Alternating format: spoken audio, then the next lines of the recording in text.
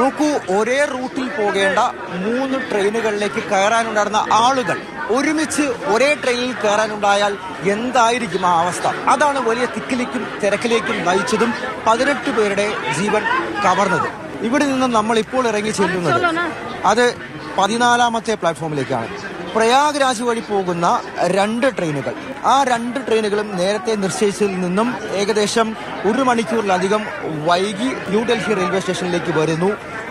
അതേ സമയത്ത് തന്നെ മറ്റൊരു ട്രെയിൻ, പ്രയാഗ്രാജ് സ്പെഷ്യൽ എക്സ്പ്രസ്, ഈ കുംഭമേളയിൽ പങ്കെടുക്കാനുള്ള യാത്രക്കാർക്ക്, തീർത്ഥാടകർക്ക് പോകാൻ വേണ്ടി പ്രത്യേകമായി അനുവദിച്ച ട്രെയിൻ.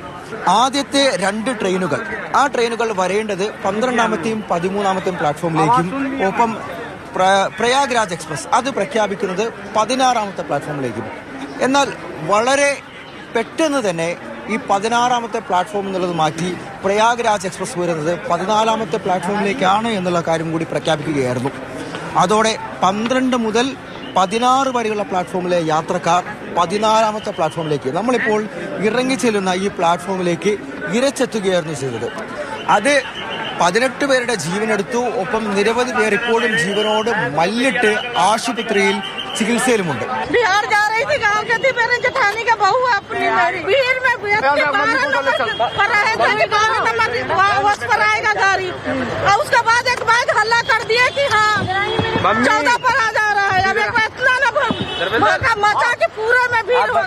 ഈ ഗോവണി ഇറങ്ങി വരുന്നതിനിടെ ആളുകൾ കാൽ തെറ്റി മറഞ്ഞു വീഴുന്നൊരവസ്ഥയുണ്ടായി.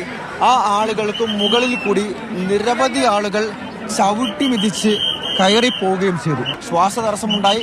പലരും സംഭവ സ്ഥലത്ത് വെച്ച് തന്നെ കുഴഞ്ഞു വീണു.